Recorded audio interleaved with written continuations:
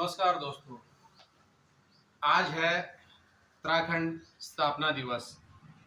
9 नवंबर सन 2000 हमारा राज्य बना था उत्तर प्रदेश से अलग होकर। उस टाइम पे मैं बीएससी फर्स्ट ईयर में पढ़ाई करता था। मुझे अच्छे से याद है, जब मैं दिन में कॉलेज जा रहा था सुबह, तो उस समय पूरे कॉलेज में चलो उत्तराखंड बन रहा है, उत्तराखंड बन रहा है। और रात को जब 9 बजे जब मैं आया कमरे की तरफ पिथौरागढ़ में, मैं अपने दोस्त योगेश के साथ रहता था, तो उत्तराखंड राज्य बन चुका था। हमारे पास खुशखबरी आ गई थी। और कौन बनेगा करोड़पति 8:30 बजे स्टार प्लस पे चल रहा था बहुत जोर से। तो उसी बीच में दूसरे दुकान में एक न्यूज आ रही थी गुंजन सिमलगैर में कि उत्तराखंड राज्य बन गया है, हमको मिल गया है। हमारे एक नाना जी हैं जो उन्होंने भी अपनी आहुति दी है उत्तराखंड राज्य बनने में, खटीमा से हैं मामा लोग। अभी भी उनको मुलाकात होती है मेरे मम्मी के रिलेशन में आते हैं। और बहुत सारे लोगों ने उत्तराखंड राज्य बनाने में योगदान दिया। अब मैं 24 साल का हो गया हूँ उत्तराखंड राज्य बनने के बाद, और उससे पहले मैं उत्तर प्रदेश में था। तो अगर हम ये कैलकुलेट करें कि हम उत्तर प्रदेश में ठीक थे या उत्तराखंड में ठीक हैं, तो मैं अपना पर्सनल एनालिसिस जो करता हूँ कि जब हम उत्तर प्रदेश में थे, हमारे पास एक पहचान थी पहाड़ी। उत्तराखंड बनने के पास हमारा जो डिस्ट्रिक्ट क्षेत्र है पिथौरागढ़ का, उसमें से ये पहचान लगभग खत्म हो गई। उस समय हमको पहाड़ी का एक सर्टिफिकेट मिलता था, और कहीं भी हम एग्जाम देने जाते थे उसमें हमको छूट मिलती। आज परिदृश्य बदल गया है। उत्तराखंड बनने के बाद हमने जिस प्रकार से सोचा था कि डेवलपमेंट होगा, विकास होगा, यहाँ उल्टा हुआ। हिमाचल में लोग पहाड़ों में जाके बैठे, मैं जम्मू कश्मीर गया हूँ, लोग पहाड़ों में जाके बैठे। मैं जितने भी नॉर्थ ईस्ट के पहाड़ी क्षेत्र हैं वहाँ पे जो देखा, वहाँ सब पहाड़ों में बैठे, अपना मूल स्थान किसी ने नहीं छोड़ा। लेकिन उत्तराखंड में उल्टा रिवर्स हुआ। लोग अपने गांव पूरे छोड़ के मैदानी क्षेत्रों में आ गए। कारण सुविधाएं। मैं खुद अपना गांव छोड़ के भाबर में आके सेट हो गया। मेरा पूरा का पूरा गांव, सिर्फ वो लोग नहीं आ पाए हैं जो आर्थिक रूप से कमजोर है, जिनके पास संसाधन नहीं है। नौकरियां बढ़ी, रोजगार के मायने बढ़े, डेवलपमेंट के मायने बढ़े, लेकिन आज भी हम अपनी मूल अस्मिता को जो है, अपनी मूल जो अधिकार है, उसके लिए हम वंचित हैं। आज मैं खुद चिंतित हूँ कि मेरे बच्चों को उत्तराखंड का मूल नागरिक होने का अधिकार मिलेगा कि नहीं मिलेगा। उनको यहाँ का बाशिंदा होने के लिए जो गवर्नमेंट ने पॉलिसी बनाई है, QLC पॉलिसी बनाई, वो बेटर गवर्नमेंट समझ सकती है, हमसे ज़्यादा जानकार है। लेकिन हम लोगों को एक बहुत बड़ा नुकसान हुआ। हम लोगों को यहाँ उत्तराखंड में जो है, आज अगर कोई बाहर से आके यहाँ सेट हो गया, वो भी उत्तराखंड का है, जो पुराने हैं वो भी, तो कोई खास अंतर नहीं आया। लेकिन हिमाचल, जम्मू कश्मीर है, उन क्षेत्रों में देखिए तो बहुत अच्छी स्कीम लागू है। उन लोगों की मूल पहचान, निवेश यहाँ पे जरूर हुआ है, लेकिन हम आज अपने ही घरों में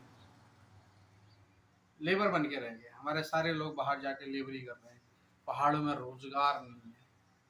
जबकि रोजगार मैदानी क्षेत्रों में इंडस्ट्री खड़ी है, लेकिन पहाड़ों में रोजगार नहीं है। बंदरों की समस्या है, जंगली जानवरों की समस्या है, उनका निदान नहीं है, मेडिकल सुविधाएं नहीं है।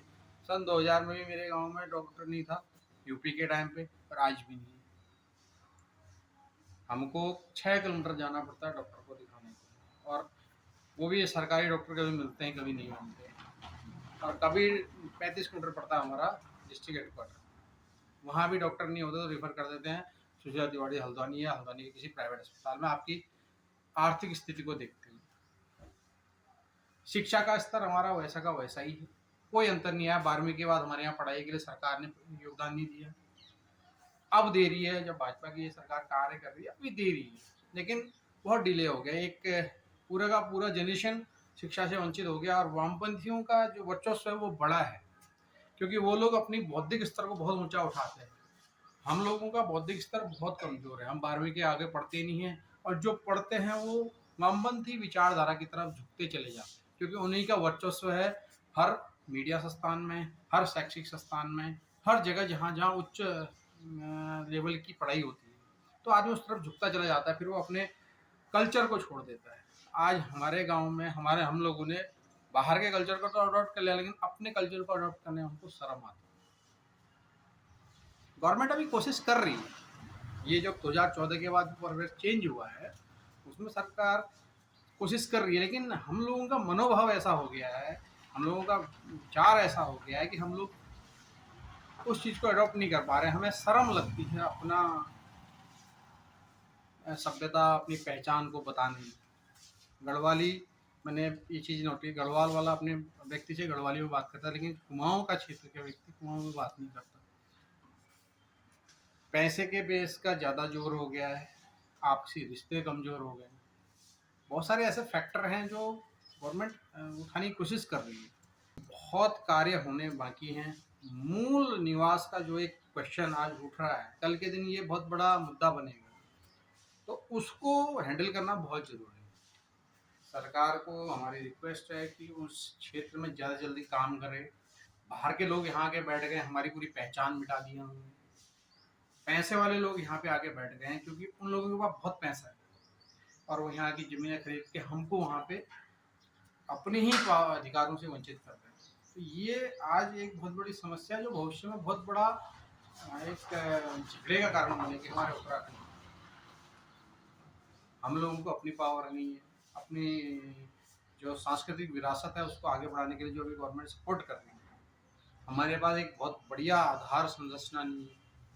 शिक्षा के क्षेत्र हो, खेल के क्षेत्र हो, सांस्कृतिक क्षेत्र हो, वैज्ञानिक क्षेत्र हो, गवर्नमेंट को सपोर्ट करना चाहिए और लोगों को इनकरेज करना बहुत ज़रूरी है, जागरूक करना ज़रूरी है, उच्च शिक्षा की तरफ बढ़ाना ज़रूरी है, रोजगार परक क्षेत्र बनाने बहुत ज़रूरी है, छोटे छोटे सहायता समूह बनाने ज़रूरी है, जो समितियाँ चल रही है उनको बहुत अच्छे से हैंडल करना बहुत ज़रूरी है। अभी तो गवर्नमेंट ने बहुत अच्छा प्रयास किया है, और यही प्रयास पिछले वो दूसरी गवर्नमेंटों ने किया होता तो आज हमारा प्रदेश बहुत आगे जाता।